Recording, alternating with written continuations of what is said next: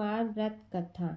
एक समय स्वर्गलोक में सबसे बड़ा कौन के प्रश्न पर नवग्रहों में वाद विवाद हो गया।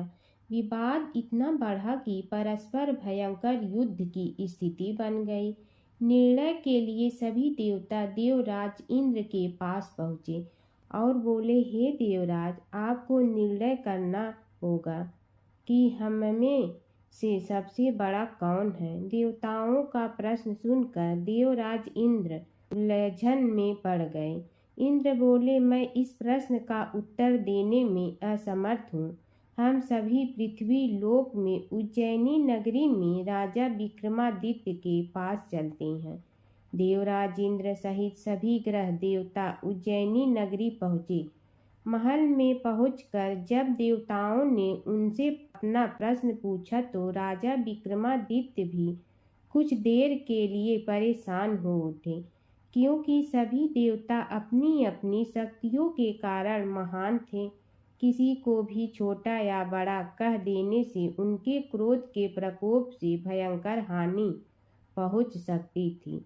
अचानक राजा विक्रमादित्य को एक उपाय सूझा और उन्होंने विभिन्न धातुओं स्वर्ण, रजत, चांदी, कांसा, ताम्र, तांबा, सीसा, रांगा, जस्ता, अभ्रक व लोहे के 9 आसन बनवाए। धातुओं के गुणों के अनुसार सभी आसनों को एक दूसरे के पीछे रखवाकर उन्होंने देवताओं को अपने अपने सिंहासन पर बैठने को कहा। देवताओं के बैठने के बाद राजा विक्रमादित्य ने कहा, आपका निर्णय तो स्वयं हो गया। जो सबसे पहले सिंहासन पर विराजमान है वही सबसे बड़ा है।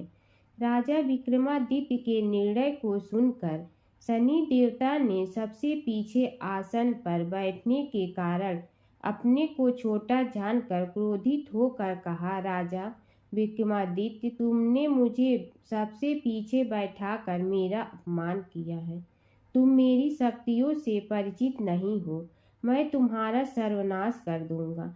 शनि ने कहा, सूर्य एक राशि पर 1 महीने, चंद्रमा 2.25 दिन, मंगल 1.5 महीने, बुध और शुक्र 1 महीने, बृहस्पति 13 महीने रहती हैं, लेकिन मैं किसी राशि पर 7.5 वर्ष 7.5 तक रहता हूँ। बड़े बड़े देवताओं को मैंने अपने प्रकोप से पीड़ित किया है। राम को 7.5 के कारण ही वन में जाकर रहना पड़ा और रावण को 7.5 के कारण ही युद्ध में मृत्यु का शिकार बनना पड़ा। राजा, अब तू भी मेरे प्रकोप से नहीं बच सकेगा। इसके बाद अन्य ग्रहों के देवता तो प्रसन्नता के साथ चले गए, परंतु शनि देव बड़े क्रोध के साथ वहां से विदा हुए। राजा विक्रमादित्य पहले की तरह ही न्याय करते रहे। उनके राज्य में सभी स्त्री पुरुष बहुत आनंद से जीवन यापन कर रहे थे। कुछ दिन ऐसे ही बीत गए। उधर शनि देवता अपने अपमान को भूले नहीं थे। विक्रमादित्य से बदला लेने के लिए एक दिन शनि देव ने घोड़े के व्यापारी का रूप धारण किया और बहुत से घोड़ों के साथ उज्जैनी नगरी पहुँचे। राजा विक्रमादित्य ने राज्य में किसी घोड़े के व्यापारी के आने का समाचार सुना तो अपने अश्वपाल को कुछ घोड़े खरीदने के लिए भेजा। घोड़े बहुत कीमती थे। अश्वपाल ने जब वापस लौटकर इस संबंध में बताया तो राजा विक्रमादित्य ने स्वयं आकर एक सुंदर व शक्तिशाली घोड़े को पसंद किया। घोड़े की चाल देखने के लिए राजा उस घोड़े पर सवार हुए तो वह घोड़ा बिजली की गति से दौड़ पड़ा। तेजी से दौड़ता घोड़ा राजा को दूर एक जंगल में ले गया और फिर राजा को वहां गिराकर जंगल में कहीं गायब हो गया। राजा अपने नगर को लौटने के लिए जंगल में भटकने लगा, लेकिन उन्हें लौटने का कोई रास्ता नहीं मिला। राजा को भूख प्यास लगी थी। बहुत घूमने पर उसे एक चरवाहा मिला। राजा ने उससे पानी मांगा। पानी पीकर राजा ने उस चरवाहे को अपनी अंगूठी दे दी। फिर उससे रास्ता पूछकर वह जंगल से निकलकर पास के नगर में पहुंचा। राजा ने एक सेठ की दुकान पर बैठकर कुछ देर आराम किया। उस सेठ ने राजा से बातचीत की तो राजा ने उसे बताया कि मैं उज्जैनी नगरी से आया हूँ। राजा की कुछ देर दुकान पर बैठने से सेठ जी की बहुत बिक्री हुई। सेठ ने राजा को बहुत भाग्यवान समझा और खुश होकर उसे अपने घर भोजन के लिए ले गया। सेठ के घर में सोने का एक हार खूंटी पर लटका हुआ था।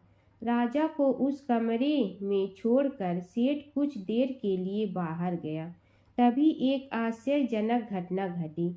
राजा के देखते देखते सोने के उस हार को खूंटी निगल गई।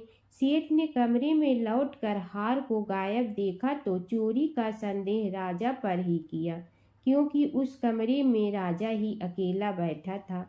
सेठ ने अपने नौकरों से कहा कि इस परदेसी को रस्सियों से बांधकर नगर के राजा के पास ले चलो। राजा ने विक्रमादित्य से हार के बारे में पूछा तो उसने बताया कि उसके देखते खूंटी ने हार को निगल लिया था। इस पर राजा ने क्रोधित होकर चोरी करने के अपराध में विक्रमादित्य के हाथ पांव काटने का आदेश दे दिया। राजा विक्रमादित्य के हाथ पांव काटकर उसे नगर की सड़क पर छोड़ दिया गया। कुछ दिन बाद एक तेली उसे उठाकर अपने घर ले गया और उसे अपने कोल्हू पर बैठा दिया। राजा आवाज देकर बैलों को हाँकता रहता। इस तरह तेली का बैल चलता रहा और राजा को भोजन मिलता रहा। शनि के प्रकोप की 7.5 पूरी होने पर वर्षा ऋतु प्रारंभ हुई। राजा विक्रमादित्य एक रात मेघ मल्हार गा रहा था कि तभी नगर के राजा की लड़की राजकुमारी मोहिनी रथ पर सवार उस तेली के घर के पास से गुजरी। उसने मेघ मल्हार सुना तो उसे बहुत अच्छा लगा और दासी को भेजकर गाने वाले को बुला लाने को कहा। दासी ने लौटकर राजकुमारी को अपंग राजा के बारे में सब कुछ बता दिया। राजकुमारी उसके मेघ मल्हार से बहुत मोहित हुई, अतः उसने सब कुछ जानकर भी अपंग राजा से विवाह करने का निश्चय कर लिया। राजकुमारी ने अपने माता पिता से जब यह बात कही तो वे हैरान रह गए। रानी ने मोहिनी को समझाया, बेटी तेरे भाग्य में तो किसी राजा की रानी होना लिखा है, फिर तू उस अपंग से विवाह करके अपने पांव पर कुल्हाड़ी क्यों मार रही है। राजकुमारी ने अपनी जिद नहीं छोड़ी। अपनी जिद पूरी कराने के लिए उसने भोजन करना छोड़ दिया और प्राण त्याग देने का निश्चय कर लिया। आखिर राजा रानी को विवश होकर अपंग विक्रमादित्य से राजकुमारी का विवाह करना पड़ा। विवाह के बाद राजा विक्रमादित्य और राजकुमारी तेली के घर में रहने लगे। उसी रात स्वप्न में शनिदेव ने राजा से कहा, राजा तुमने मेरा प्रकोप देख लिया, मैंने तुम्हें अपने अपमान का दंड दिया है। राजा ने शनिदेव से क्षमा करने को कहा और प्रार्थना की, हे शनिदेव आपने जितना दुख मुझे दिया है अन्य किसी को न देना। शनिदेव ने कुछ सोचकर कहा, राजा मैं तुम्हारी प्रार्थना स्वीकार करता हूँ। जो कोई स्त्री पुरुष मेरी पूजा करेगा, शनिवार को व्रत करके मेरी व्रत कथा सुनेगा, उस पर मेरी अनुकंपा बनी रहेगी। प्रातःकाल राजा विक्रमादित्य की नींद खुली तो अपने हाथ पांव देखकर राजा को बहुत खुशी हुई। उसने मन ही मन शनिदेव को प्रणाम किया। राजकुमारी भी राजा के हाथ पांव सही सलामत देखकर आश्चर्य में डूब गई। तब राजा विक्रमादित्य ने अपना परिचय देते हुए शनिदेव के प्रकोप की सारी कहानी सुनाई। सेठ को जब इस बात का पता चला तो दौड़ता हुआ तेली के घर पहुंचा और राजा के चरणों में गिरकर क्षमा मांगने लगा। राजा ने उसे क्षमा कर दिया, क्योंकि यह सब तो शनिदेव के प्रकोप के कारण हुआ था। सेठ राजा को अपने घर ले गया और उसे भोजन कराया। भोजन करते समय वहाँ एक आश्चर्यजनक घटना घटी। सबके देखते देखते उस खूंटी ने हार उगल दिया। सेठ जी ने अपनी बेटी का विवाह भी राजा के साथ कर दिया और बहुत से स्वर्ण आभूषण धन आदि देकर राजा को विदा किया। राजा विक्रमादित्य राजकुमारी मोहिनी और सेठ की बेटी के साथ उज्जैनी पहुँचे तो नगरवासियों ने हर्ष से उनका स्वागत किया। अगले दिन राजा विक्रमादित्य ने पूरे राज्य में घोषणा कराई कि शनिदेव सब देवों में सर्वश्रेष्ठ हैं। प्रत्येक स्त्री पुरुष शनिवार को उनका व्रत करे और व्रत कथा अवश्य सुने। राजा विक्रमादित्य की घोषणा से शनिदेव बहुत प्रसन्न हुए। शनिवार का व्रत करने और व्रत कथा सुनने के कारण सभी लोगों की मनोकामनाएं शनिदेव की अनुकंपा से पूरी होने लगी। सभी लोग आनंद पूर्वक रहने लगे। जय जय श्री शनि देव भक्तन हितकारी, सूरज के पुत्र प्रभु छाया महतारी। जय जय श्री शनि देव भक्तन हितकारी, सूरज के पुत्र प्रभु छाया महतारी। जय जय श्री शनि देव भक्तन हितकारी, सूरज के पुत्र प्रभु छाया महतारी। श्याम अंग वक्र दृष्टि चतुर्भुज धारी, श्याम अंग वक्र दृष्टि चतुर्भुज धारी। नीलांबर धर नाथ सिंह की असवारी। जय जय श्री शनि देव भक्तन हितकारी, सूरज के पुत्र प्रभु छाया महतारी। क्रीट मुकुट शीस रजित दीपक है ललारी, क्रीट मुकुट शीस रजित दीपक है ललार। मुक्तन की माला गले शोभित बलिहारी। जय जय श्री शनि देव भक्तन हितकारी, सूरज के पुत्र प्रभु छाया महतारी। मोदक मिष्ठान पान चढ़त है सुपारी, मोदक मिष्ठान पान चढ़त है सुपारी। लौ तिल तैल उड़द मसी अति प्यारी। जय जय श्री शनि देव भक्तन हितकारी, सूरज के पुत्र प्रभु छाया महतारी। जन का कल्याण करहु नाथ ग्रहा, जन का कल्याण करहु नाथ ग्रहाई। तुमको जो ध्यावे करहु जाके सहाई। जय जय श्री शनि देव भक्तन हितकारी, सूरज के पुत्र प्रभु छाया महतारी। देव धनुज ऋषि मुनि सुमरत नर नारी, देव धनुज ऋषि मुनि सुमरत नर नारी। छीतर मल धरत ध्यान शरण है तुम्हारी। जय जय श्री शनि देव भक्तन हितकारी, जय जय श्री शनि देव भक्तन हितकारी। सूरज के पुत्र प्रभु छाया महतारी। जय जय श्री शनि देव भक्तन हितकारी, सूरज के पुत्र प्रभु छाया महतारी। जय जय श्री शनि देव भक्तन हितकारी, सूरज के पुत्र प्रभु छाया महतारी। जय जय श्री शनि देव भक्तन हितकारी। एक गरीब ब्राह्मण परिवार था जिसमें पति पत्नी और उनकी एक पुत्री थी। उनका जीवन सामान्य ही चल रहा था। जैसे जैसे वर्ष बीतते गए उनकी पुत्री भी धीरे धीरे बड़ी होने लगी। बढ़ती उम्र के साथ उसमें स्त्रियों के गुणों का भी विकास होने लगा था। वह देखने में अत्यंत ही सुंदर, सुशील और सर्वगुण संपन्न थी, लेकिन गरीब होने के कारण उनका विवाह नहीं हो पा रहा था। एक दिन उस ब्राह्मण के घर एक साधु महाराज पधारे। ब्राह्मण पुत्री की सेवा से साधु महाराज का मन बहुत प्रसन्न हुआ और उन्होंने कन्या को लंबी उम्र का आशीर्वाद तो दिया, साथ ही यह भी बताया कि उसके हथेली में विधवा योग है। इस बात से चिंतित होकर दीन ब्राह्मण ने पंडित से पूछा, पुत्री के इस वैधव्य दोष का निवारण कैसे होगा। साधु महाराज ने कुछ देर विचार करने के बाद अपनी अंतर्दृष्टि से ध्यान करके बताया कि कुछ दूरी पर एक गांव में सोना नाम की धोबिन जात की एक महिला अपने बेटे और बहू के साथ रहती है, जो बहुत ही आचार विचार और संस्कार संपन्न तथा पतिपरायण है। यदि यह कन्या उसकी सेवा करे और वह महिला इसकी शादी में अपने मांग का सिंदूर लगा दे, उसके बाद इस कन्या का विवाह हो तो इस कन्या का वैधव्य योग मिट सकता है। साधु ने यह भी बताया कि वह महिला कहीं आती जाती नहीं है, यह बात सुनकर ब्राह्मणी ने अपनी बेटी से धोबिन की सेवा करने की बात कही। अगले दिन कन्या प्रातःकाल ही उठकर सोना धोबिन के घर जाकर साफ सफाई और अन्य सारे काम करके अपने घर वापस आ जाती। एक दिन सोना धोबिन अपनी बहू से पूछती है कि तुम तो सुबह ही उठकर सारे काम कर लेती हो और पता भी नहीं चलता। बहू ने कहा, माँ जी, मैंने तो सोचा कि आप ही सुबह उठकर सारे काम खुद ही खत्म कर लेती हो। मैं तो देर से उठती हूँ। इस पर दोनों सास बहू निगरानी करने लगी कि कौन है जो सुबह ही घर का सारा काम करके चला जाता है। कई दिनों के बाद धोबिन ने देखा कि एक कन्या मुंह अंधेरे घर में आती है और सारे काम करने के बाद चली जाती है।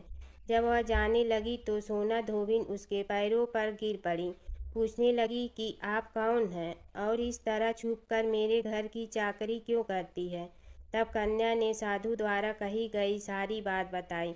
सोना धोबिन पति परायण थी, उसमें तेज था।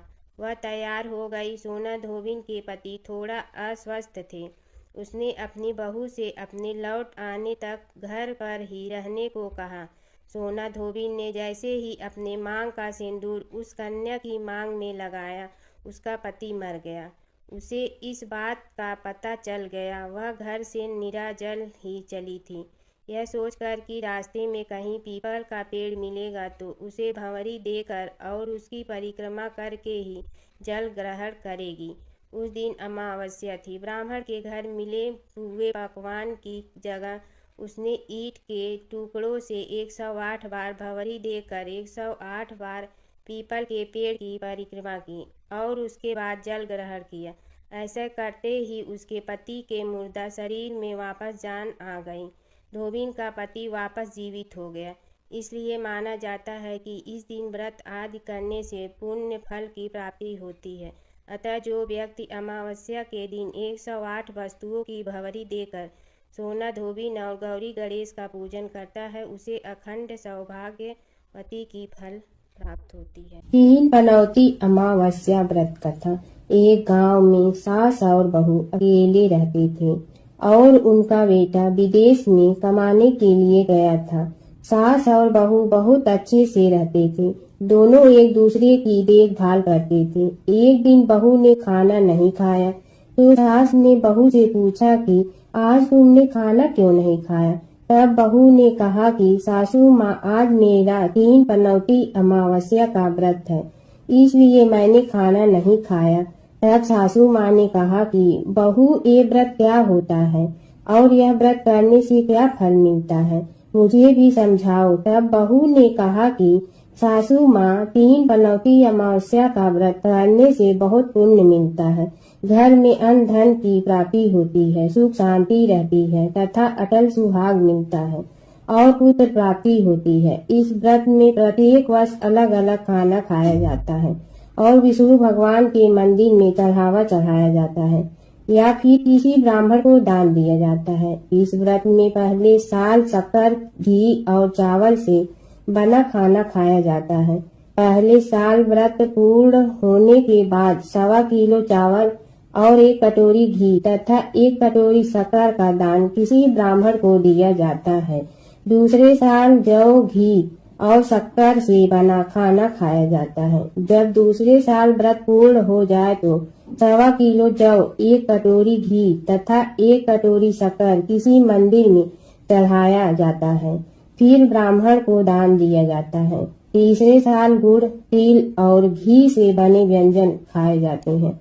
जब तीसरे साल व्रत पूर्ण हो जाए तो आधा किलो तिल, गुड़ तथा 1 कटोरी घी किसी मंदिर में चढ़ाया जाता है, फिर किसी ब्राह्मण को दान दिया जाता है। इसी ही 3 पनौती अमावस्या व्रत कहा जाता है। फिर बहू ने कहा कि इस व्रत का अगर संकल्प लेते हैं तो इसे पूरा करना जरूरी होता है। अगर पूरा नहीं कर सकते हैं तो सास बहू में झगड़ा और घर में अशांति आती है। तब सासू ने कहा कि मेरी तो उम्र हो गई है, लेकिन तुम यह व्रत करो। और बहू यह व्रत का आरंभ करती है। लेकिन एक दिन बहू ने किसी के कहने पर गेहूं से बनी रोटी खा लेती है और अमावस्या माता इस बात से नाराज हो गई। जो सास और बहू बहुत ही प्यार से रहती थी, इन दोनों में झगड़े होने लगे। सभी गांव वाले भी हैरान हो गए कि यह सब क्या हो रहा है। सास अपनी बहू को कहने लगी कि तुम जब से हमारे घर में बहू बन के आई हो, तब से हमारे घर की लक्ष्मी चली गई है। तुम हमारे लिए शुभ नहीं हो। तब बहू ने कहा कि आपके घर की लक्ष्मी चली गई हैं, तो कहाँ मिलेंगी, मुझे बताओ, मैं लक्ष्मी को लेकर आऊंगी। तब सासू ने कहा कि लक्ष्मी तुमको समुद्र के बीच में भगवान विष्णु के पैर दबाते हुए मिलेंगी। तब बहू यह कहकर चली जाती है कि अब जब तक मैं लक्ष्मी को लेकर नहीं आऊंगी, तब तक इस घर में पैर नहीं रखूंगी। इतना कहकर बहू लक्ष्मी की खोज में निकल जाती है। जब बहू लक्ष्मी को खोजने के लिए निकलती है, तब उसे बीच रास्ते में एक गाय माता मिलती है। वह बहू से पूछती है कि आप कहाँ जा रहे हो। तब बहू ने कहा कि हे गाय माता, मेरी सासू मुझे कहती है कि मेरे आने से उनके घर में अन्न धन की कमी हो गई है और उनके घर की लक्ष्मी चली गई है, तो मैं लक्ष्मी को लेने जा रही हूँ। तब गाय माता ने कहा कि हे बेटी, अगर तुम जा रही हो तो भगवान से मेरे बारे में भी पूछ लेना।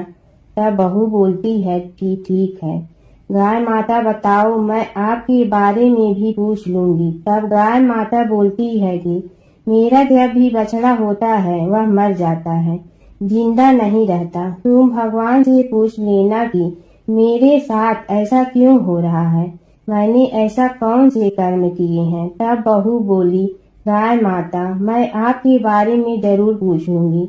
यह कहकर बहू आगे बढ़ती है।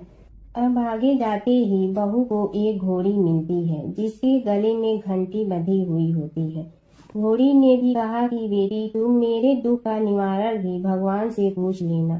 तब बहू ने कहा जरूर पूछ लूंगी। यह कहकर बहू आगे बढ़ती है। आगे जाते ही बहू को एक अंधा और बहरा बुजुर्ग मिलता है। वह भी बहू से अपनी समस्या भगवान से पूछने के लिए कहता है। तब बहू उसकी समस्या भी भगवान से पूछने को कहकर आगे बढ़ती है। आगे जाते ही बहू को एक बूढ़ी औरत मिलती है, जो हाथ और पैर से अपाहिज होती है। वह भी बहू से अपनी समस्या भगवान को पूछने के लिए कहती है। तब बहू उसकी समस्या को भी पूछने के लिए तैयार हो जाती है और आगे बढ़ती है। आगे जाते ही बहू थक जाती है और एक आम के पेड़ के नीचे बैठ जाती है। तब आम का पेड़ खुश होकर बहू से पूछता है कि बेटी, तुम कहाँ से आई और कहाँ जा रही हो। तो तब बहू बताती है वह लक्ष्मी को लेने जा रही है। तब पेड़ भी अपनी समस्या भगवान को पूछने के लिए कहता कि मेरे पेड़ पर लगे आम खट्टे ही क्यों होते हैं, इस बारे में भगवान को जरूर पूछना। तब बहू उसी समस्या लेकर आगे बढ़ती है। आगे जाते ही बहू को एक तलाई मिलती है। वह भी बहू को बताती है कि तुम भगवान से पूछने की मेरे तलाई का पानी इतना मैला क्यों है, कोई भी इसे नहीं पीता है। तब बहू कहती है जरूर पूछ लूंगी और कहकर आगे बढ़ती है। बहुत दिन जंगल में चलते चलते बहू थक जाती है। उसे भूख भी लगी होती है, लेकिन खाने को नहीं मिलने से वह थक जाती है और जंगल में बेहोश हो जाती है। उसी समय भगवान विष्णु और माता लक्ष्मी वहां विचरण करते हुए आते हैं। तब माता लक्ष्मी विष्णु जी से कहती हैं कि हे नाथ, यह आपकी बहुत बड़ी भक्त है, आप इसके दुखों का निवारण करो। तब भगवान विष्णु कहते हैं कि इस संसार में बहुत जीव दुखी हैं, सभी अपने अपने कर्मों का फल भोग रहे हैं, किस किस के दुख का निवारण मैं करूं।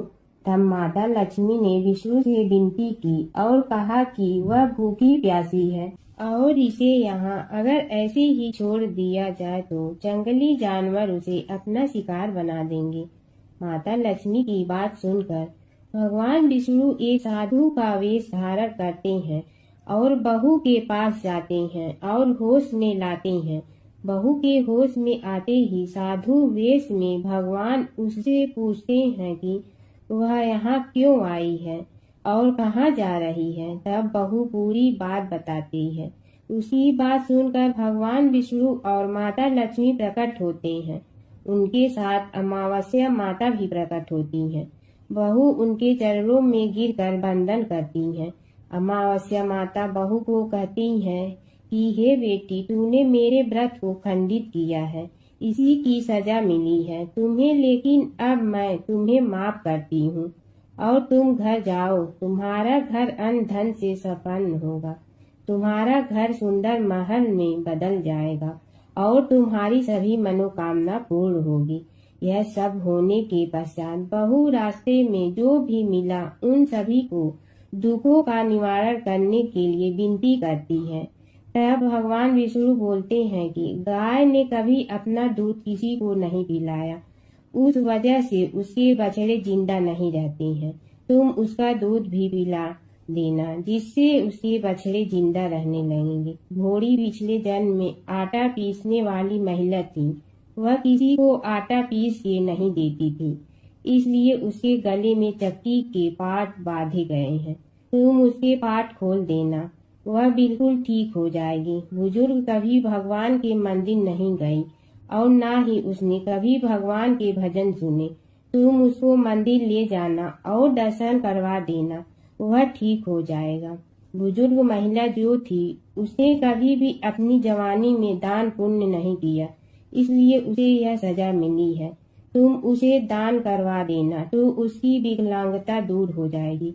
उस आम के पेड़ ने कभी किसी बच्चे को अपने आम खाने को नहीं दिए, इसलिए उसके सभी आम खट्टे होते हैं। तुम उस पेड़ का आम खा लेना, फिर उस पेड़ पर मीठे आम आएंगे। तलाई का पानी पिछले जन्म में देवरानी जेठानी थी। वह हमेशा झगड़ती रहती थी, इसलिए उसका पानी मैला है। तुम उसका पानी पी लेना, वह तलाई शुद्ध हो जाएगी। बहू ने भगवान विष्णु, माता लक्ष्मी और अमावस्या माता को नमन करके घर जाने के लिए निकलती हैं और रास्ते में उसे जो जो भी मिला उनके सभी समस्या भगवान के कहे अनुसार दूर करती हैं। सभी उसे आशीर्वाद देते हैं। घर जाते ही उसका घर एक सुंदर महल में परिवर्तित हो जाता है तथा घर में अन्न धन भरा मिलता है। अब बहू सासू से कहती कि सासू माँ, आपने सच कहा था, मैं आपके लिए शुभ नहीं हूँ। मेरे जाने से ही आपके घर में लक्ष्मी आई है। अब आप यहाँ रहें, मैं मरने जा रही हूँ। तब सासू ने कहा कि हे बेटी, यह सब तुम्हारे पनौती अमावस्या व्रत का फल है, हमें मिला है। तुम यहाँ पर ही रहोगी, कहीं नहीं जाओगी। और सास बहू खुशी खुशी रहने लगी। एक दिन उसका बेटा भी विदेश से लौट आया और घर में यह सब देखा। तब उसकी माँ ने सब बात उसे बताई। इस तरह वह लोग खुशी खुशी रहने लगे। एक समय की बात है, एक भाई बहन रहते थे। बहन का नियम था कि वह अपने भाई का चेहरा देखते ही खाना खाती थी। हर रोज वह सुबह उठती थी और जल्दी जल्दी सारा काम करके अपने भाई का मुंह देखने के लिए उसके घर जाती थी। एक दिन रास्ते में एक पीपल के नीचे गणेश जी की मूर्ति रखी थी। उसने भगवान के सामने हाथ जोड़कर कहा कि मेरे जैसा अमर सुहाग और मेरे जैसा अमर पीहर सबको दीजिए। यह कहकर वह आगे बढ़ जाती है। जंगल के झाड़ियों के कांटे उसके पैरों में चुभा करते थे। एक दिन भाई के घर पहुंची और भाई का मुंह देखकर बैठ गई। तो भाभी ने पूछा, पैरों में क्या हो गया है?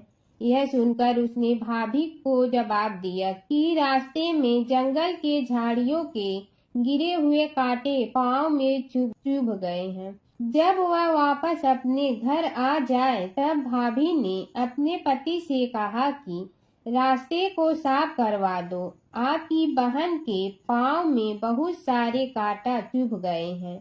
भाई ने तब कुल्हाड़ी लेकर सारी झाड़ियों को काटकर रास्ता साफ कर दिया, जिससे गणेश जी का स्थान भी वहां से हट गया।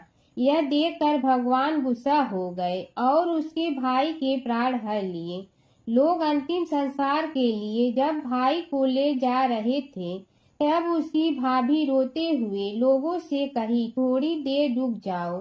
उसकी बहन आने वाली है। वह अपने भाई का मुंह देखे बिना नहीं रह सकती है।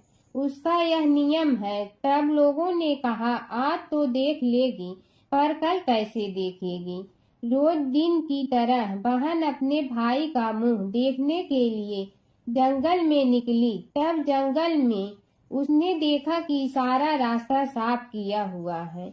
जब वह आगे बढ़ी तो उसने देखा कि सिद्धि विनायक को भी वहां से हटा दिया गया है। तब उसने जाने से पहले गणेश जी को एक अच्छे स्थान पर रखकर उन्हें स्थान दिया और हाथ जोड़कर बोली, भगवान, मेरे जैसा अमर सुहाग और मेरे जैसा अमर पीहर सबको देना। और फिर बोलकर आगे निकल गई। भगवान सोचने लगे, अगर इसकी नहीं सुनी तो हमें कौन मानेगा, हमें कौन पूजेगा। तब सिद्धि विनायक ने उसे आवाज दी, बेटी, इस खेजड़ी की 7 पत्तियां लेकर जा और उसे कच्चे दूध में धोकर भाई के ऊपर छींटा मार देना, वह उठ कर बैठ जाएगा। यह सुनकर जब पीछे मुड़ी तो वहाँ कोई नहीं था। फिर वह यह सोचने लगी कि ठीक है, जैसा सुना वैसा कर लेती हूँ। फिर वह 7 खेजड़ी की पत्तियां लेकर अपने भाई के घर पहुंची। उसने देखा वहां कई लोग बैठे हुए हैं। भाभी बैठी रो रही है और भाई की लाश रखी है। तब उसने पत्तियों को बताए हुए नियम के तहत भाई के ऊपर इस्तेमाल किया। तब भाई उठकर बैठ गया। भाई बोला बहन से, मुझे बहुत ही गहरी नींद आ गई थी। तब बहन बोली, यह नींद किसी दुश्मन को भी न आए। और उसने सारी बात अपने भाई को बता दी। जमुना की कहानी। प्राचीन समय में एक गांव था जिसमें 2 बहनें रहा करती थी। एक बहन का नाम गंगा था तो दूसरी बहन का नाम जमुना था। एक बार दोनों बहनें एक साहूकार के खेत से गुजर रही थी तो जमुना ने 13 दाने जौ के तोड़ लिए, जिसे देख गंगा बोली कि तुझे तो ग्रहण लग गया, तूने चोरी की है। इस पर जमुना बोली कि अब मेरा ग्रहण कैसे धुलेगा। गंगा ने कहा कि तुझे 12 साल तक साहूकार के यहाँ नौकरी करनी पड़ेगी, तभी तेरा पाप धुलेगा और ग्रहण से मुक्ति मिलेगी। जमुना साहूकार के यहाँ नौकरी के लिए जाती है और अपने लिए काम मांगती है। साहूकार उसे काम पर रख लेता है, लेकिन काम करने से पहले जमुना उसे कहती है कि मैं सारे काम करूंगी लेकिन 4 काम नहीं करूंगी। जूठे बर्तन नहीं मांजूंगी, झाड़ू नहीं लगाऊंगी, बिस्तर नहीं बिछाऊंगी और दिया नहीं जलाऊंगी। 12 साल के बाद कुंभ का मेला लगा तो साहूकारनी भी कुंभ नहाने जाने लगी। यमुना ने उसे जाते देख कहा कि कुंभ के मेले में मेरी बहन गंगा मिलेगी तो उसे यह सोने का टक्का दे देना, इससे वह अपने हाथों में सुंदर चूड़ियां पहन लेगी। साहूकारनी ने कुंभ के मेले में गंगा को वह सोने का टका दे दिया। गंगा ने उनसे वह टका लेते हुए कहा कि मेरी बहन को कहना कि उसके 12 वर्ष पूरे हो गए हैं, अब वह वहां वापिस आ जा। साहूकार व साहूकारनी वापिस घर आए। तब जमुना मटके में पानी भर रही थी। दोनों जमुना से बोले कि हमने सोने का वह टका तेरी बहन गंगा को दे दिया था और उसने कहा है कि तेरे 12 वर्ष पूरे हो गए हैं, इसलिए अब तुम वापिस जाओ। यह समाचार सुनते ही जमुना सहस्त्र धारा में बदल गई और बहने लगी। यमुना जी का यह रूप देखकर साहूकार और साहूकारनी परेशान हो गई थी। हमारे घर में जमुना माता ने काम किया, हमें तो अब ग्रहण लग गया है, हम यह ग्रहण कैसे उतारेंगे। जमुना भागकर गंगा माता के पास चली गई। गंगा ने जमुना से पूछा कि तुम साहूकारनी से पूछ कर आई हो या ऐसे ही बिना बताए आ गई। तब जमुना बोली कि मैं तो कुछ भी बताकर नहीं आई हूँ। गंगा ने कहा कि जा उन्हें धीरज दे आ, नहीं तो उन्हें जीवन भर असंतोष ही रहेगा। गंगा के कहने पर जमुना माता ने साहूकारनी को सपने में दर्शन दिए और कहा कि तुम दोनों उल्टे माथे क्यों पड़े हो, जाओ उठकर खाओ पियो। तब दोनों बोले कि हम कैसे उठे, हमें तो ग्रहण लगा है, क्योंकि हमने उल्टे सीधे और पता नहीं कितने नीच कार्य आपसे कराए हैं। तब जमुना जी बोली कि तुम्हें ग्रहण नहीं लगा है, ग्रहण तो मुझे लगा था कि मैंने तुम्हारे खेत से 13 दाने जौ के चुराए थे। मैं तो अपना ग्रहण उतारने तुम्हारे घर आई थी। मेरा ग्रहण तुम्हारे घर में 12 वर्ष तक रहने से उतर गया है और मेरी मुक्ति हो गई है। जमुना जी ने कहा कि तुम्हें कोई ग्रहण नहीं लगा है, उल्टे मेरे 12 वर्ष तक यहाँ रहने से तुम्हारी भी मुक्ति हो गई है। यह कहकर जमुना जी स्वप्न से चली गई। दोनों उठकर देखते हैं कि उनके घर में पहले से भी अधिक धन हो गया है। हे जमुना माता, जैसे आपने साहूकार व साहूकारनी की मुक्ति कराई, वैसे ही आप अपने सभी भक्तों की करना। प्राचीन काल की बात है। नैमिषारण्य क्षेत्र में ऋषि, महर्षि और साधु संतों का समाज जुड़ा था। उसमें श्री सूत जी भी विद्यमान थे। शौनक जी ने उनकी सेवा में उपस्थित होकर निवेदन किया कि हे अज्ञान रूप घोर तिमिर को नष्ट करने में करोड़ों सूर्यों के समान प्रकाशमान श्री सूत जी, हमारे कानों के लिए अमृत के समान जीवन प्रदान करने वाले कथा तत्व का वर्णन कीजिए। हे सूत जी, हमारे हृदयों में ज्ञान के प्रकाश की वृद्धि तथा भक्ति, वैराग्य और विवेक की उत्पत्ति जिस कथा से हो सकती हो, वह हमारे प्रति कहने की कृपा कीजिए। शौनक जी की जिज्ञासा से सूत जी बड़े प्रसन्न हुए। पुरातन इतिहासों के स्मरण से उनका शरीर पुलकायमान हो रहा था। वे कुछ देर उसी स्थिति में विराजमान रहकर कुछ विचार करते रहे और अंत में बोले, शौनक जी, इस विषय में आपके चित्त में बड़ी जिज्ञासा है। आप धन्य हैं जो सदैव ज्ञान की प्राप्ति में तत्पर रहते हुए विभिन्न पुराण कथाओं की जिज्ञासा रखते हैं। आज मैं आपको ज्ञान के परम स्रोत रूप श्री गणेश जी का जन्म कर्म रूप चरित्र सुनाऊंगा। गणेश जी से ही सभी ज्ञानों, सभी विद्याओं का उद्भव हुआ है। अब आप सावधान चित्त से विराजमान हो। श्री गणेश जी के ध्यान और नमस्कार पूर्वक उनका चरित्र श्रवण करें। नमस्तस्मै गणेशाय ब्रह्मा विद्या प्रदायिनी यनागस्त्यसमः साक्षात विघ्न सागर सोषणे। कैसे हैं वे श्री गणेश जो सभी प्रकार की ब्रह्म विद्याओं को प्रदान करने वाले, अर्थात ब्रह्मा के सगुण और निर्गुण स्वरूप पर प्रकाश डालने और जीव ब्रह्मा का अभेद प्रतिपादन करने वाली विद्याओं के दाता हैं। वे विघ्नों के समुद्रों को महर्षि अगस्त के समान शोषण करने में समर्थ हैं, इसलिए उनका नाम विघ्न सागर शोषक के नाम से प्रसिद्ध है। मैं उन भगवान श्री गणेश जी को नमस्कार करता हूँ। प्रथम पूजा के अधिकारी श्री गणेश जी, यह कहकर सूत जी कुछ समय के लिए मौन हो गए और फिर बोले, शौनक जी, भगवान गणेश जी ही सर्वप्रथम पूजा प्राप्ति के अधिकारी हैं। किसी भी देवता की पूजा करो, पहले उनकी पूजा करो। शौनक जी ने निवेदन किया, हे भगवान, हे सूत, सर्वप्रथम यह बताने की कृपा कीजिए कि गणेश जी को प्रथम पूजा का अधिकार किस प्रकार प्राप्त हुआ। इस विषय में मेरी बुद्धि मोह को प्राप्त हो रही है कि सृष्टि रचयिता ब्रह्मा जी, पालन करता भगवान नारायण और संहार करता शिव जी में से किसी को प्रथम पूजा का अधिकारी क्यों नहीं माना गया। यह त्रिदेव ही तो सबसे बड़ा देवता माने जाते हैं। सूत जी ने कहा, शौनक जी, यह भी एक रहस्य ही है। देखो, अधिकार मांगने से नहीं मिलता, इसके लिए योग्यता होनी चाहिए। संसार में अनेकों देवी देवताएं पूजे जाते हैं।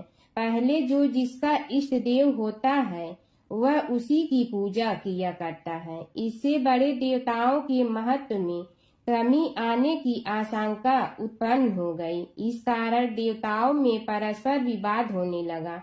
वे उसका निर्णय प्राप्त करने के लिए शिव जी के पास पहुँचे और प्रणाम करके पूछने लगे, प्रभु, हम सब में प्रथम पूजा का अधिकारी कौन है?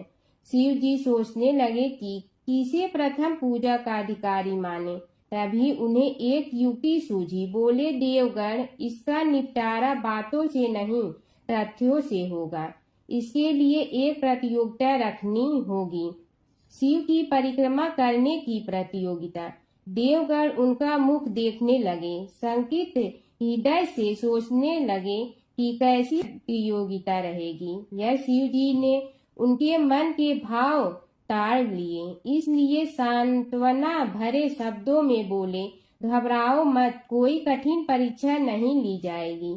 बस इतना ही कि सभी अपने अपने वाहनों पर चढ़कर संसार की परिक्रमा करो और फिर यहाँ लौट आओ। जो पहले लौटेगा वही सर्वप्रथम पूजा का अधिकारी होगा। अब क्या देर थी, सभी अपने अपने वाहन पर चढ़कर दौड़ पड़े। किसी का वाहन गजराज था तो किसी का सिंह, किसी का भैंसा तो किसी का मृग, किसी का हंस तो किसी का उल्लू, किसी का अश्व तो किसी का श्वान। अभिप्राय यह है कि वाहनों को विविधता के दर्शन उस समय जितने भले प्रकार से हो सकते थे उतने अन्य समय में नहीं। सबसे गया बीता वाहन गणेश जी का था मूषक, उससे चूहा भी कहते हैं। ऐसे वाहन के बल भरोसे इस प्रतियोगिता में सफल होना तो क्या, सम्मिलित होना भी हास्यास्पद है। गणेश जी ने सोचा, छोड़ो, क्या होगा प्रतियोगिता में भाग लेने से, हम तो यहाँ बैठे रहकर ही तमाशा देखेंगे। वे बहुत देर तक विचार करते रहे। अंत में उन्हें एक युक्ति सूझी। शिव जी स्वयं ही जगदाता हैं, यह संसार उन्हीं का प्रतिबिंब है, तब क्यों न इन्हीं की परिक्रमा कर ली जाए। इनकी परिक्रमा करने से ही संसार की परिक्रमा हो जाएगी। ऐसा निश्चय कर उन्होंने मूषक पर चढ़कर शिव जी की परिक्रमा की और उनके समक्ष जा पहुँचे। शिव जी ने कहा, तुमने परिक्रमा पूर्ण कर ली? उन्होंने उत्तर दिया, जी हाँ। शिव जी सोचने लगे कि इसे तो यहीं घूमते हुए देखा, फिर परिक्रमा कैसे कराया। देवताओं का परिक्रमा करके लौटना आरंभ हुआ और उन्होंने गणेश जी को वहां बैठे देखा तो माथा ठनक गया। फिर भी साहस करके बोले, अरे तुम विश्व की परिक्रमा के लिए नहीं गए? गणेश जी ने कहा, अरे मैं कब का यहाँ आ गया। देवता बोले, तुम्हें तो कहीं भी नहीं देखा। गणेश जी ने उत्तर दिया, देखते कहाँ से, समस्त संसार शिव जी में विद्यमान है। इनकी परिक्रमा करने से ही संसार की परिक्रमा पूर्ण हो गई। सूत जी बोले, शौनक, इस प्रकार गणेश जी ने अपनी बुद्धि के बल पर ही विजय प्राप्त कर ली। उनका कथन सत्य था, इसलिए कोई विरोध करता भी तो कैसे। बस उसी दिन से गणेश जी की प्रथम पूजा होने लगी। सूत जी बोले, हे शौनक जी, यह एक तथ्य है कि गणेश जी ही उसके पात्र हैं। वे बड़े देवता का भी कार्य सिद्धि में विघ्न उपस्थित होने पर उन विघ्न राज का आश्रय न लिया हो। हे शौनक, वे देव भी बड़े दयालु हैं। नाम तो शिव जी का ही आशुतोष है, किंतु वे सर्वात्मा और सर्वरक्षक प्रभु तो शिव जी की अपेक्षा भी शीघ्र ही प्रकट हो जाते हैं। उनका भक्त कभी किसी संकट में नहीं पड़ता। यदि प्रारब्ध वशात कभी किसी विपत्ति में पड़ भी जाता है तो गणेश्वर की उपासना करने पर उनके अनुग्रह से उनके समस्त दुख दूर होकर परम सुख की प्राप्ति होती है। शौनक ने कहा, हे सूत जी, हे महाभाग, हे प्रभु, मैं गणेश जी के विभिन्न चरित्रों का अध्ययन करना चाहता हूँ। तो मुझे बताइए कि किस ग्रंथ का अवलोकन करूं। हे दयामय, आपको तो उनके समस्त चरित्र विदित है कि यदि आप ही उन्हें सुनाने की कृपा करें तो मेरा अत्यधिक उपकार होगा। सूत जी बोले, हे शौनक भगवान, गणेश्वर के इतने चरित्र हैं कि उन सब का कथन इस जीवा से संभव नहीं, क्योंकि प्रभु अनंत, प्रभु चरित्र अनंता वाली बात समस्त विद्वान ऋषि मुनि कहते हैं। फिर भी गणेश जी प्रथम पूजा के अधिकारी होने के कारण समस्त देव चरित्रों में जुड़े हुए हैं, इसलिए उनका प्रभाव भी सर्वाधिक व्यापक है। हे मुने, हे शौनक, वे भगवान सर्व समर्थ हैं। वे सभी का तिरस्कार करने में समर्थ हैं, किंतु उनका तिरस्कार कोई भी नहीं कर सकता। यह त्रिलोक्य उन्हीं भगवान के संकेत पर नित्य करता है। इसकी समस्त क्रियाएं उन्हीं की इच्छा पर आश्रित हैं। हे शौनक भगवान, गणेश्वर स्वयं कहते हैं, शिवे विष्णु च शक्तौ च सूर्ये मयि निराधिप यो भेद बुद्धि योग स सम्य योगो मतो मम। हे नरेश्वर, हे वरेण्य, शिव, विष्णु, शक्ति, सूर्य और मुझ गणेश में जो अभेद बुद्धि योग है, मेरे मत में वही सम्यक योग है। इससे यह भी सिद्ध है कि समस्त देवता उन्हीं के स्वरूप हैं। वे ही भगवान विभिन्न कार्य रूपों के अनुसार अपना भिन्न भिन्न नाम रखते हैं। हे मुनि श्रेष्ठ, उन सब देवताओं के चरित्र भी उन्हीं गणराज के चरित्र हैं। यद्यपि सब चरित्र एक ही ग्रंथ में मिलने में संभव नहीं है, फिर भी गणेश्वर के अनेकों प्रमुख चरित्रों का वर्णन गणेश पुराण में हुआ है। राजा सोमकांत का वृत्तांत कथन। शौनक जी ने पूछा, हे प्रभु, गणेश पुराण का आरंभ किस प्रकार हुआ, यह मुझे बताने की कृपा करे। इस पर सूत जी ने कहने लगे, हे शौनक, यद्यपि गणेश पुराण है तो बहुत प्राचीन, क्योंकि भगवान गणेश्वर तो आदि हैं। न जाने कब से गणेश जी अपने उपासकों पर कृपा करते चले आ रहे हैं। उनके अनंत चरित्र हैं, जिनका संग्रह एक महापुराण का रूप ले सकता है। उसे एक बार भगवान नारायण ने नारद जी को और भगवान ने शंकर और जगन जननी पार्वती जी को सुनाया था। बाद में वही पुराण संक्षेप रूप में ब्रह्मा जी ने महर्षि वेद व्यास को सुनाया और फिर व्यास जी ने महर्षि भृगु को सुनाया। भृगु ने कृपा करके सौराष्ट्र के एक राजा सोमकांत को सुनाया था। तब से वह पुराण अनेक कथाओं में विस्तृत होता रहा और अनेक कथाओं से रहित होता हुआ अनेक रूप में प्रचलित है। शौनक जी ने पूछा, भगवान, आप यह बताने का कष्ट करें कि राजा सोमकांत कौन था। उसने महर्षि से गणेश पुराण का श्रवण कहाँ किया था, उस पुराण के श्रवण से उसे क्या क्या उपलब्धियां हुई। हे नाथ, मुझे श्री गणेश्वर की कथा के प्रति उत्कंठा बढ़ती ही जा रही है। सूत जी बोले, हे शौनक, सौराष्ट्र के देवनगर नाम की एक प्रसिद्ध राजधानी थी। वहाँ का राजा सोमकांत था। वह अपनी प्रजा का पुत्र के समान पालन करता था। वह वेद ज्ञान संपन्न, शस्त्र विद्या में पारंगत एवं प्रबल प्रतापी राजा, समस्त राजाओं में मान्य तथा अत्यंत वैभवशाली था। उसका ऐश्वर्य कुबेर के भी ऐश्वर्य को लज्जित करता था। उसने अपने पराक्रम से अनेकों देश जीत लिए थे। उसकी पत्नी अत्यंत रूपवती, गुणवती, धर्माज्ञा एवं पतिव्रत धर्म का पालन करने वाली थी। वह सदैव अपने प्राणनाथ की सेवा में लगी रहती थी। उसका नाम सुधर्मा था। जैसे वह प्रतिव्रता थी, वैसे ही राजा भी एक पत्नी व्रता का पालन करने लगा। उसके हेमकांत नामक एक सुंदर पुत्र था। वह भी सभी विद्याओं का ज्ञाता और अस्त्र शस्त्रादि के अभ्यास में निपुण हो गया था। यह सभी श्रेष्ठ लक्षणों से संपन्न, सद्गुणी एवं प्रजा जनों के हितों का अत्यंत पोषक था। इस प्रकार राजा सोमकांत स्त्री पुत्र पशु वाहन राज्य एवं प्रतिष्ठा आदि से सब प्रकार सुखी था। उससे दुख तो था ही नहीं। सभी राजागण उसका हार्दिक सम्मान करते थे तथा उसकी श्रेष्ठ कीर्ति भी संसार व्यापी थी। परंतु युवा अवस्था के अंत में सोमकांत को घृणित कोष्ठ रोग हो गया। उसके अनेक उपचार किए गए किंतु कोई लाभ नहीं हुआ। रोग शीघ्रता से बढ़ने लगा और उसके कीड़े पड़ गए।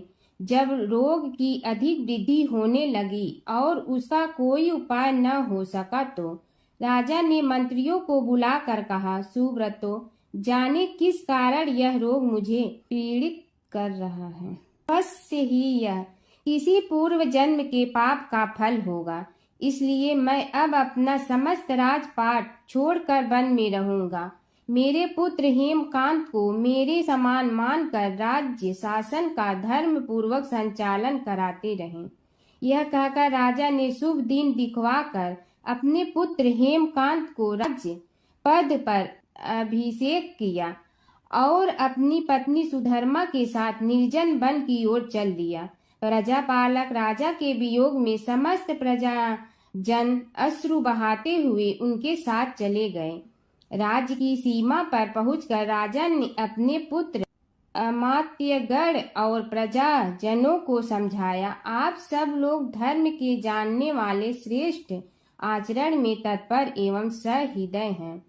यह संसार तो वैसे भी परिवर्तनशील है। जो आज है वह कल नहीं था और आने वाले कल में भी नहीं रहेगा।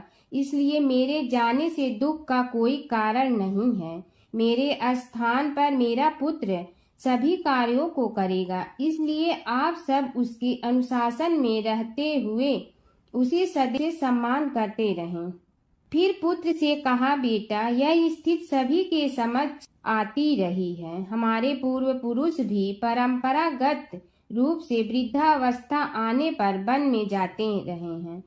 मैं कुछ समय पहले ही वन में जा रहा हूँ तो कुछ पहले या पीछे जाने में कोई अंतर नहीं पड़ता। यदि कुछ वर्ष बाद जाऊं तब भी मोह का त्याग करना ही होगा। इसलिए हे वत्स, तुम दुखित मत हो और मेरी आज्ञा मानकर राज्य शासन को ठीक प्रकार चलाओ। ध्यान रखना, क्षत्रिय धर्म का कभी त्याग न करना और प्रजा को सदा सुखी रखना। इस प्रकार राजा सोमकांत ने सभी को समझा बुझाकर वहां से वापस लौट आया और स्वयं अपनी पतिव्रता भार्या के साथ वन में प्रवेश किया। पुत्र हेमकांत के आग्रह से उसने सुबल और ज्ञान गम्य नामक 2 आत्माओं को भी साथ ले लिया। उन सब ने एक समतल एवं सुंदर स्थान देखकर वहां विश्राम किया। तभी उन्हें एक मुनि कुमार दिखाई दिया। राजा ने उससे पूछा, तुम कौन हो, कहाँ रहते हो? यदि उचित समझो तो मुझे बताओ। मुनि बालक ने कोमल बाड़ी में कहा, मैं महर्षि भृगु का पुत्र हूँ। मेरा नाम च्यवन है। हमारा आश्रम निकट में ही है। अब आप भी अपना परिचय दीजिए। राजा ने कहा, मुनि कुमार, आपका परिचय पाकर मुझे बड़ी प्रसन्नता हुई। मैं सौराष्ट्र के देवनगर नामक राज्य का अधिपति रहा हूँ। अब अपने पुत्र को राज्य देकर मैंने अरण्य की शरण ली है। मुझे कुष्ठ रोग अत्यंत पीड़ित किए हुए हैं। उसकी निवृत्ति का कोई उपाय करने वाला हो तो कृपा कर मुझे बताइए। मुनि कुमार ने कहा, मैं अपने पिताजी से अपना वृतांत कहता हूँ, फिर वे जैसा कहेंगे आपको बताऊंगा। यह कहकर मुनि बालक चला गया और कुछ देर में ही आकर बोला, राजन, मैंने आपका वृतांत अपने पिताजी को बताया। उनकी आज्ञा हुई है कि आप सब मेरे साथ आश्रम में चलकर उनसे भेंट करें, तभी आपके रोग के विषय में भी विचार किया जाएगा। राजा सोमकांत के पूर्व जन्म का वृत्तांत भृगु द्वारा वर्णन। राजा अपनी पत्नी और अमात्यों के सहित च्यवन के साथ साथ भृगु आश्रम में जा पहुंचा और उन्हें प्रणाम कर बोला, हे भगवान, हे महर्षि, मैं आपकी शरण हूँ। आप मुझ कुष्ठी पर कृपा कीजिए। महर्षि बोले, राजन, यह तुम्हारे किसी पूर्व जन्म कृत पाप का ही उदय हो गया है। इसका उपाय मैं विचार करके बताऊंगा। आज तो तुम सब स्नान आज से निवृत्त होकर रात्रि विश्राम करो। महर्षि की आज्ञा अनुसार सबने स्नान भोजन आदि के उपरांत रात्रि व्यतीत की और प्रातः काल स्नान आदि नित्य कर्मों से निवृत्त होकर महर्षि की सेवा में उपस्थित हुए। महर्षि ने कहा, राजन, मैंने तुम्हारे पूर्व जन्म का वृतांत जान लिया हूँ और यह भी विदित कर लिया है कि किस पाप के फल से तुम्हें इस रोग की प्राप्ति हुई है।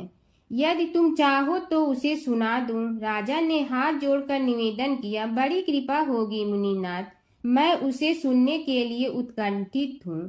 महर्षि ने कहा, तुम पूर्व जन्म में एक धनवान वैश्य के लाडले पुत्र थे। वह वैश्य विंध्याचल के निकट कौलहार नामक ग्राम में निवास करता था। उसकी पत्नी का नाम सुलोचना था। तुम उसी वैश्य दंपत के पुत्र हुए। तुम्हारा नाम कामद था। तुम्हारा लालन पालन बड़े लाड चाव से हुआ। उन्होंने तुम्हारा विवाह एक अत्यंत सुंदरी वैश्य कन्या से कर दिया था, जिसका नाम कुटुम्बिनी था। यद्यप तुम्हारी भार्या सुशीला थी और तुम्हें सदैव धर्म में निरत देखना चाहती थी, किंतु तुम्हारा स्वभाव वासनांध होने के कारण दिन प्रतिदिन उज्जवल होता जा रहा था। किंतु माता पिता भी धार्मिक थे, इसलिए उनके सामने तुम्हारी उज्ज्वलता दबी रही। परंतु माता पिता की मृत्यु के बाद तुम निरंकुश हो गए और अपनी पत्नी की बात भी नहीं मानते थे। तुम्हें अनाचार में प्रवृत्त देखकर उसे दुख होता था, तो भी उसका कुछ बस न चलता था। तुम्हारी उन्मत्तता चरम सीमा पर थी। अपनों से भी द्वेष और क्रूरता का व्यवहार किया करते थे। हत्या आदि कराते थे। तुम्हारे लिए सामान्य बात हो गई। पीड़ित व्यक्तियों ने तुम्हारे विरुद्ध राजा से पुकार की। अभियोग चला और तुम्हें राज्य की सीमा से भी बाहर चले जाने का आदेश हुआ। तब तुम घर छोड़कर किसी निर्जन वन में रहने लगे। उस समय तुम्हारा कार्य लोगों को लूटना और हत्या करना ही रह गया। एक दिन मध्याह्न काल था। गुणवर्धक नामक एक विद्वान ब्राह्मण उधर से निकला। बेचारा अपनी पत्नी को लिवाने के लिए ससुराल जा रहा था। तुमने उस ब्राह्मण युवक को पकड़कर लूट लिया। प्रतिरोध करने पर उसे मारने लगे तो वह चित्कार करने लगा, मुझे मत मार, मत मार, देख मेरा दूसरा विवाह हुआ है। मैं पत्नी को लेने के लिए जा रहा हूँ। किंतु तुम तो क्रोध बस में ऐसे लीन हो रहे थे कि तुमने उसकी बात सुनकर भी नहीं सुनी। जब उसे मारने लगे तो उसने श्राप दे दिया, अरे हत्यारे, मेरी हत्या के पाप से तो सहस्त्र कल्प तक घोर नरक भोगोगे। तुमने उसकी कोई चिंता न की और सिर काट लिया। राजन, तुमने ऐसी ऐसी एक नहीं बल्कि अनेक निरीह हत्याएं की थी, जिनकी गणना करना भी पाप है। इस प्रकार इस जन्म में तुमने घोर पाप कर्म किए थे, किंतु बुढ़ापा आने पर जब अशक्त हो गए तब तुम्हारे साथ जो क्रूर कर्मा थे वे भी किनारा कर गए। उन्होंने सोच लिया कि अब तो इसे खिलाना भी पड़ेगा, इसलिए मरने दो यहीं। अमोघ प्रभाव गणेश उपासना का कथन। राजन, अब तुम निरालंब थे, चल फिर तो सकते ही नहीं थे। भूख से पीड़ित रहने के कारण रोगों ने भी घेर लिया। उधर से जो कोई निकलता तुम्हें घृणा की दृष्टि से देखता हुआ चला जाता। तब तुम आहार की खोज में बड़ी कठिनाई से चलते हुए एक जीर्ण शीर्ण देवालय में पहुंचा। उसमें भगवान गणेश्वर की प्रतिमा विद्यमान थी। तब न जाने किस पुण्य के उदय होने से तुम्हारे मन में गणेश जी के प्रति भक्ति भाव जागृत हुआ। तुम निराहार रहकर उनकी उपासना करने लगे। उससे तुम्हें सब कुछ मिला और रोग भी कम हुआ। राजन, तुमने अपने साथियों की दृष्टि बचाकर बहुत सा धन एक स्थान पर गाड़ दिया था। अब तुमने उस धन को उसे देवालय के जीर्णोद्धार में लगाने का निश्चय किया। शिल्पी बुलाकर उस मंदिर को सुंदर और भव्य बनवा दिया। इस कारण कुख्याति सुख्याति में बदलने लगी। फिर यथा समय तुम्हारी मृत्यु हुई। यमदूतों ने पकड़कर तुम्हें यमराज के समक्ष उपस्थित किया। यमराज तुमसे बोले, जीव, तुमने पाप और पुण्य दोनों ही किए हैं और दोनों का ही भोग तुम्हें भोगना है, किंतु पहले पाप का फल भोगना चाहते हो पुण्य का। इसके उत्तर में तुमने प्रथम अपने पुण्य कर्मों के भोग की इच्छा प्रकट की और इसीलिए उन्होंने तुम्हें राजकुल में जन्म लेने के लिए भेज दिया। पूर्व जन्म में तुमने भगवान गणाध्यक्ष का सुंदर एवं भव्य मंदिर बनवाया था, इसलिए तुम्हें सुंदर देह की प्राप्ति हुई। यह कहकर महर्षि भृगु कुछ रुके। उन्होंने देखा कि राजा को इस वृतांत पर शंका हो रही है। तभी महर्षि के शरीर में असंख्य विकराल पक्षी उत्पन्न होकर राजा की ओर झपटे। उनकी चोंच बड़ी तीक्ष्ण थी, जिनसे वे राजा के शरीर को नोच नोच कर खाने लगे। उसके कारण उत्पन्न असहनीय पीड़ा से व्याकुल हुए राजा ने महर्षि के समक्ष हाथ जोड़कर निवेदन किया, प्रभु, आपका आश्रम तो समस्त द्वेष आदि से परे है और यहाँ मैं आपकी शरण में बैठा हूँ। तब यह पक्षी मुझे आकर ही क्यों पीड़ित कर रहे हैं? हे मुनिनाथ, इनसे मेरी रक्षा कीजिए। महर्षि ने राजा के अंतर्वचन सुनकर सांत्वना देते हुए कहा, राजन, तुमने मेरे वचनों में शंका की थी और जो मुझ सत्यवादी के कथन में शंका करते हैं उसे खाने के लिए मेरे शरीर से इसी प्रकार पक्षी प्रकट हो जाते हैं, जो कि मेरे हुंकार करने पर भस्म हो जाया करते हैं। यह कर महर्षि ने हुंकार की और तभी वे समस्त पक्षी भस्म हो गए। राजा श्रद्धावनत होकर उनके समक्ष अश्रुपात करता हुआ बोला, प्रभु, अब आप पाप से मुक्त होने का उपाय कीजिए। महर्षि ने कुछ विचार कर कहा, राजन, तुम पर भगवान गणेश्वर की कृपा सहज रूप से है और वे ही प्रभु तुम्हारे पापों को भी दूर करने में समर्थ हैं। इसलिए तुम उनके पाप नाशक चरित्रों का श्रवण करो। गणेश पुराण में उनके चरित्रों का भले प्रकार वर्णन हुआ है, अतएव तुम श्रद्धा भक्ति पूर्वक उसी को सुनने में चित्त लगाओ। राजा ने प्रार्थना की, महामुनि, मैंने गणेश पुराण का नाम भी आज तक नहीं सुना, तो उनके सुनने का सौभाग्य कैसे प्राप्त कर सकूंगा? हे नाथ, आपसे अधिक ज्ञानी और प्रकांड विद्वान और कौन हो सकता है? आप ही मुझ पर कृपा कीजिए। महर्षि ने राजा की दीनता देखकर उसके शरीर पर अपने कमंडल का मंत्रपूत जल छिड़का। तभी राजा को एक छींक आई और नासिका से एक अत्यंत छोटा काले वर्ण का पुरुष बाहर निकल आया। देखते देखते वह बढ़ गया। उसके भयंकर रूप को देखकर राजा कुछ भयभीत हुआ, किंतु समस्त आश्रमवासी वहां से भाग गए। वह पुरुष महर्षि के समक्ष हाथ जोड़कर खड़ा हो गया। उन्होंने उसकी ओर देखा और कुछ उच्च स्वर में बोले, तू कौन है, क्या चाहता है? वह बोला, मैं साक्षात पाप हूँ। समस्त पापियों के शरीर में मेरा निवास है। आपके मंत्रपूत जल के स्पर्श से मुझे विवश होकर राजा के शरीर से बाहर निकलना पड़ा है। अब मुझे बड़ी भूख लगी है, बताइए क्या खाऊं और कहाँ रहूं?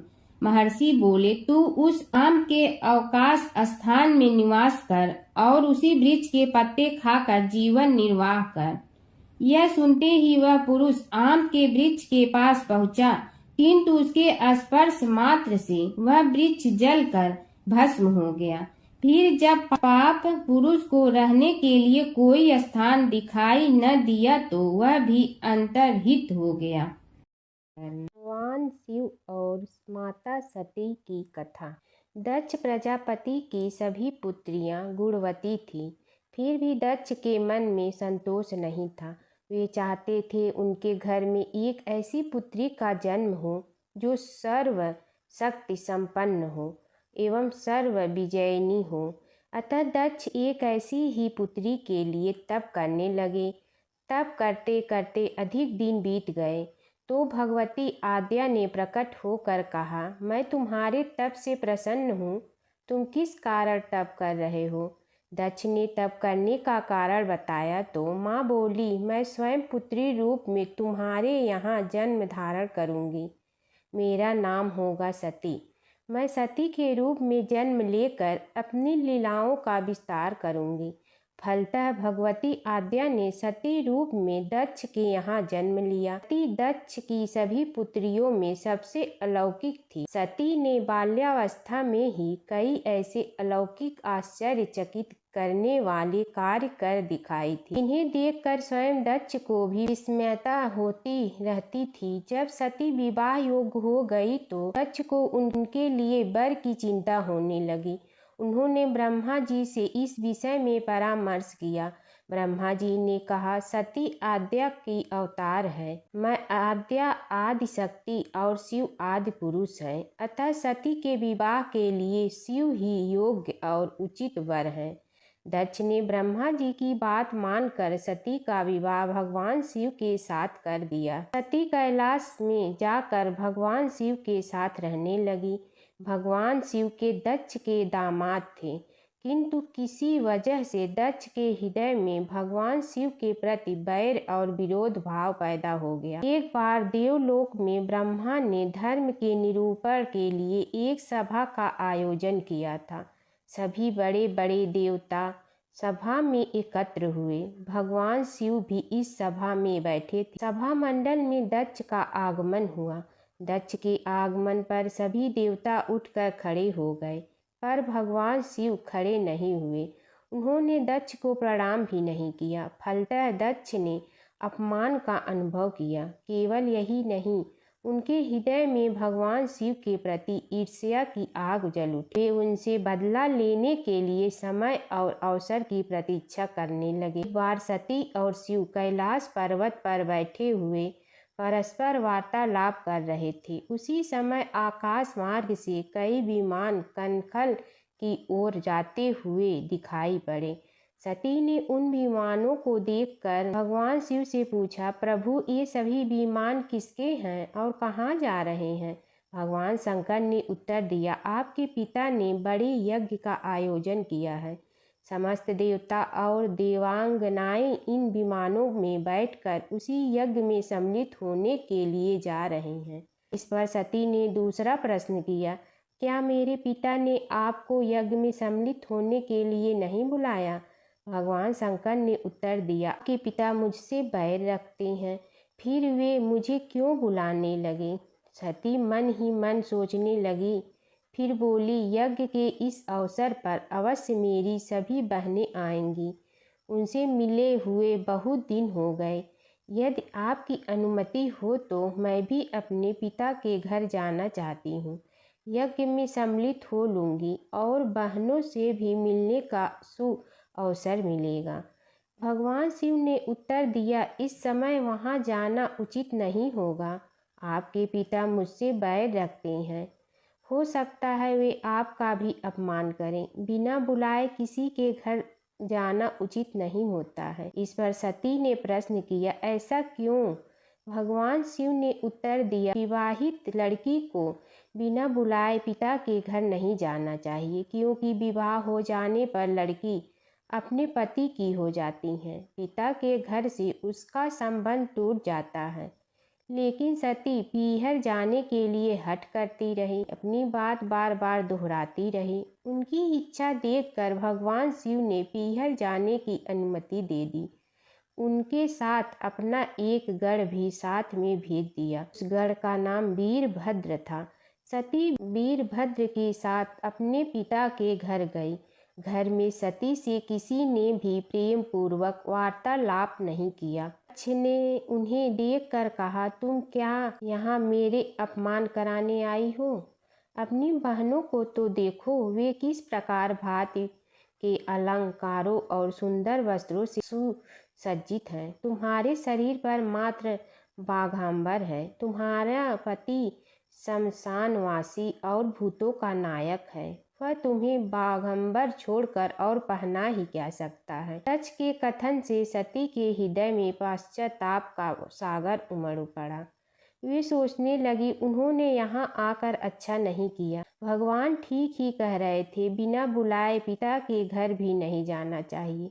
पर अब क्या हो सकता है, अब तो आ ही गई हूँ। पिता के कटु और अपमानजनक शब्द सुनकर भी सती मौन रही। वे उस यज्ञ मंडल में गई जहाँ सभी देवता और ऋषि मुनि बैठे थे तथा यज्ञ कुंड में धू धू करती जलती हुई अग्नि में आहुतियाँ डाली जा रही थी। सती ने यज्ञ मंडप में सभी देवताओं के तो भाग देखे, किंतु भगवान शिव का भाग नहीं देखा। वे भगवान शिव का भाग न देखकर अपने पिता से बोली, पितृ श्रेष्ठ, यज्ञ में तो सबके भाग दिखाई पड़ रहे हैं, किंतु कैलाशपति का भाग नहीं है। आपने उनका भाग क्यों नहीं रखा? दक्ष ने गर्व से उत्तर दिया, मैं तुम्हारे पति शिव को देवता नहीं समझता। वह तो भूतों का स्वामी, नग्न रहने वाला और हड्डियों की माला धारण करने वाला है। वह देवताओं की पंक्ति में बैठने योग्य नहीं है। उसे कौन भाग देगा? सती के नेत्र लाल हो उठे। उनके मुखमंडल प्रलय के सूर्य की भांति तेजोदीप्त हो उठा। उन्होंने पीड़ा से तिलमिलाते हुए कहा, ओह, मैं इन शब्दों को कैसे सुन रही हूँ। मुझे धिक्कार है। देवताओं, तुम्हें भी धिक्कार है। तुम भी उन कैलाशपति के लिए इन शब्दों को कैसे सुन रहे हो? तो मंगल के प्रतीक हैं और जो क्षण मात्र में संपूर्ण सृष्टि को नष्ट करने की शक्ति रखती हैं। वे मेरे स्वामी हैं। नारी के लिए उसका पति ही स्वर्ग होता है। जो नारी अपने पति के लिए अपमानजनक शब्दों को सुनती है, नरक में जाना पड़ता है। पृथ्वी सुनो, आकाश सुनो और देवताओं तुम भी सुनो। मेरे पिता ने मेरे स्वामी का अपमान किया है। मैं अब एक क्षण भी जीवित रहना नहीं चाहती। सती अपने कथन को समाप्त करती हुई यज्ञ के कुंड में कूद पड़ी। जलती हुई आहुतियों के साथ उनका शरीर भी जलने लगा। यज्ञ मंडप में खलबली पैदा हो गई। हाहाकार मच गया। देवता उठकर खड़े हो गए। वीरभद्र क्रोध से कांप उठे।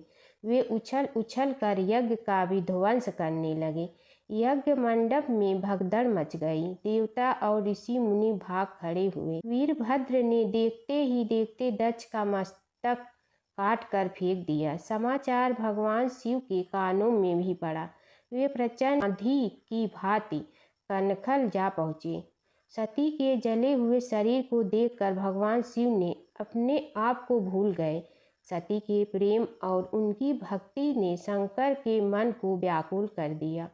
उन शंकर के मन को व्याकुल कर दिया जिन्होंने काम पर भी विजय प्राप्त की थी और जो सारी सृष्टि को नष्ट करने की क्षमता रखते थे। वे सती के प्रेम में खो गए, बेसुध हो गए। भगवान शिव ने उन्मत्त की भांति सती के जले हुए शरीर को कंधे पर रख लिया। वे सभी दिशाओं में भ्रमण करने लगे। शिव और सती के इस अलौकिक प्रेम को देखकर पृथ्वी रुक गई, हवा रुक गई, जल का प्रवाह ठहर गया और रुक गई। देवताओं की सांसें, सृष्टि व्याकुल हो उठी। सृष्टि के प्राणी पुकारने लगे, त्राहि मां त्राहि मां। भयानक संकट उपस्थित देखकर सृष्टि के पालन भगवान विष्णु आगे बढ़े। वे भगवान शिव की बेसुधी में अपने चक्र से सती के एक एक अंग को काट काट कर गिराने लगे।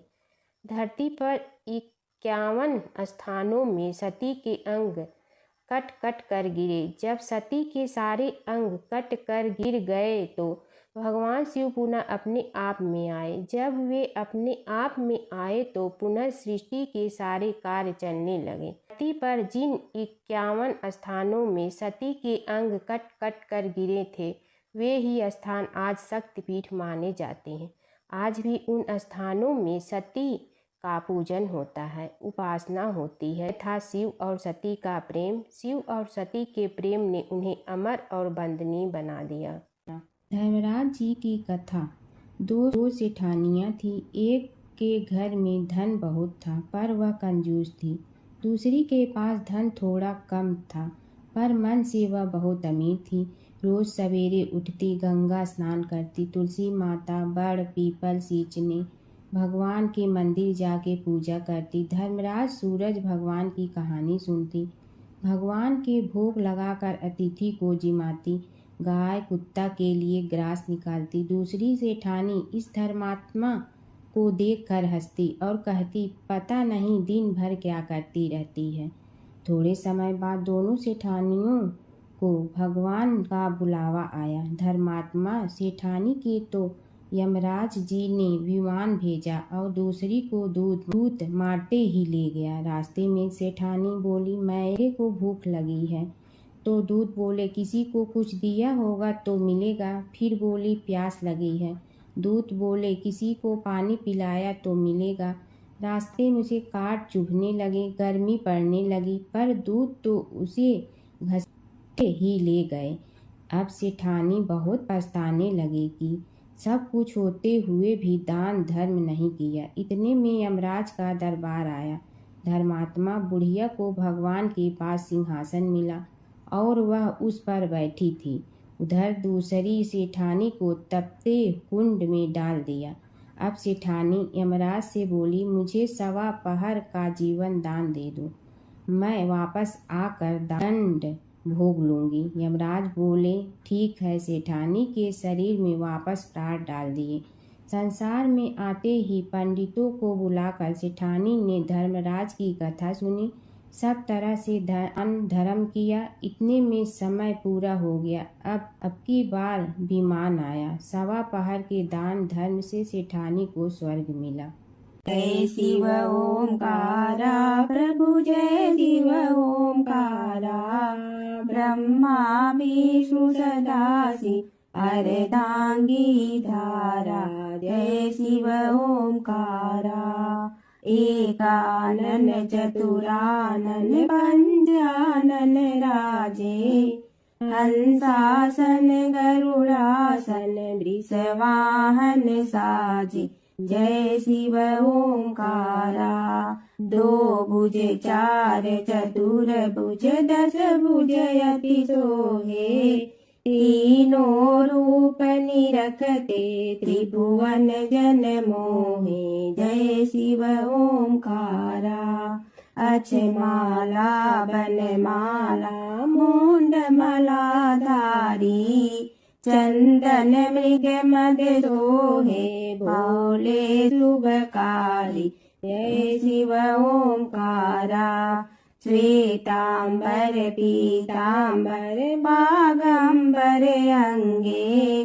ब्रह्मादिक सनकादिक प्रेतादिक संगे। जय शिव ओंकारा। करके मध्य कमंडलु और त्रिशूलधारी। सुखकारी दुखहारी जग पालनकारी। जय शिव ओंकारा। ब्रह्मा विष्णु सदाशिव जानत अविवेका। रणवाचर में शोभित ए तीनों एका। जय शिव ओंकारा।